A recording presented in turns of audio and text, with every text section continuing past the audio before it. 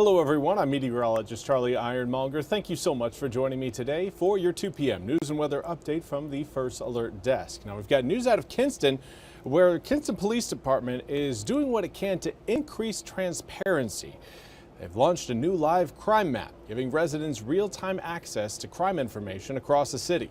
Now the live map lets users view incidents by location, date, and type of crime, whether it's theft, assault, or vandalism. Now, residents can now see exactly where and when it happened. It's part of Kinston Police Department's effort to be more open and accessible to the public.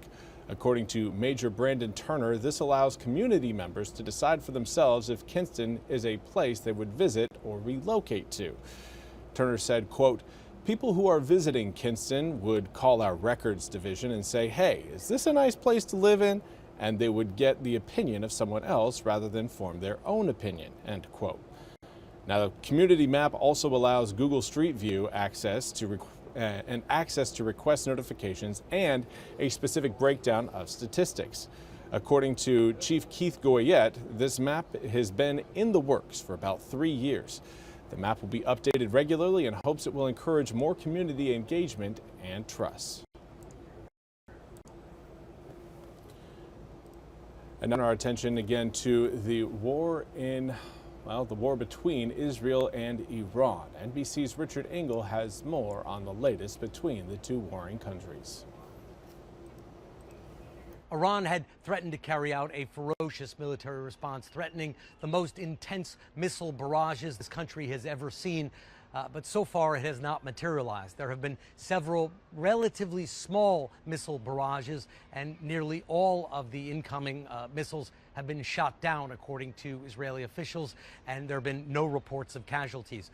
In the early days of this conflict, on the first and second day, Iran was firing hundreds of missiles per day. There were about 350 missiles fired just over the weekend and yesterday. But this morning, and then a short while ago, there was an air raid siren here in Tel Aviv. There were only 5 or 10 missiles. So it could be that Iran is holding its fire, or simply that its capacity has been vastly diminished. Israel is carrying out attacks all across Iran relentlessly, targeting missiles, targeting missile launch sites, targeting air defense systems, to a point that Israel says that it now has complete freedom of flight, complete air dominance across the city of Tehran. The big question is, where is this going?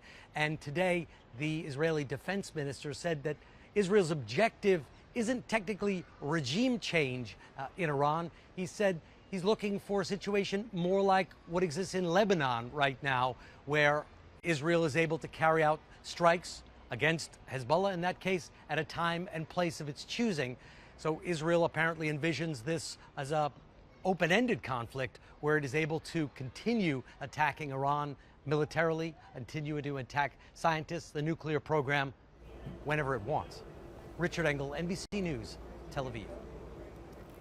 Thank you very much, Richard, for that report. We now turn our attention to your weather forecast. We continue to keep an eye on the radar. Right now, we're starting to see again a few more thunderstorms popping up around the Crystal Coast. Onslow County, Duplin County, and Carteret County and Pender County have all been the recipients of most of the rain so far this afternoon. But really, we're only 2 hours into the afternoon, and we've got more showers and storms set up further back towards the west, towards Fayetteville. So not to worry, we will be seeing another round of rain coming up later on this evening for parts of eastern North Carolina. I don't think everyone is going to see the rain, but certainly some of us will. In fact, some of us already seeing the rain showers. Right now, current air temperatures generally in the mid-upper 80s. A few of us sneaking into the low 90s at this hour. But I want to show you your feels like temperature, because that is certainly more impressive, but also one.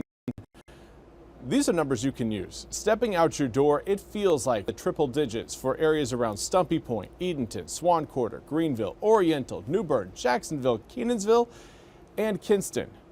Right now, it feels like 98 in Goldsboro, 97 through Windsor and Rocky Mount, 99 in Plymouth. It is hot no matter where you are in eastern North Carolina, and it's only set to get hotter as we head into tomorrow. Over the past 24 hours, most areas have either stayed the same or shown a slight uptick in heat numbers. Now, for the rest of this afternoon, we may again gain a couple more degrees. I wouldn't anticipate a huge gain, but maybe 1 or 2 more degrees on top of what we're seeing outside right now is certainly a possibility. But as we head later and later into the evening, of course, that sun will eventually set, and that will rob the atmosphere of the heat it needs to keep those thunderstorms going. So once we get past, I would say 8, 9, and 10 p.m., during that 3-hour window, we're going to see a lot of those showers and storms fade away just due to the loss of heat. Now, the humidity will unfortunately very much still be there as we put our again early tomorrow morning. Now, we will eventually see a little bit of a drop in humidity, but it's going to be difficult for most of us to notice. That drop will come in as that cold front you're seeing on your screen crossing over Kentucky, Tennessee, and moving into West Virginia. That is a system that will give us our best chance of lowering the humidity across eastern North Carolina. Obviously, it's not going to do a super job at it, but it will give it its best attempt. 110% that warm front, or excuse me, that cold front will give us, and that will also bring with it a chance of some showers and thunderstorms late Thursday night into early Friday morning. Now, do note, again, your overnight lows Wednesday night into Thursday morning, 76 degrees. Overnight lows Friday night into Saturday morning, 71 degrees. So we do see a little bit of a drop there, but are we really going to walk out the door early Saturday morning and say, wow, it feels like October out there? That's not going to be the case. It will still be hot. It will still be humid through the upcoming weekend, and that will carry over into next week as well. Well, that's all we have time for today's 2 p.m. news and weather update from the First Alert Desk. I want to thank you all so much for joining me today. We'll be back with more news and weather coming up at the top of the hour. Till then, I hope you all have a fantastic Tuesday.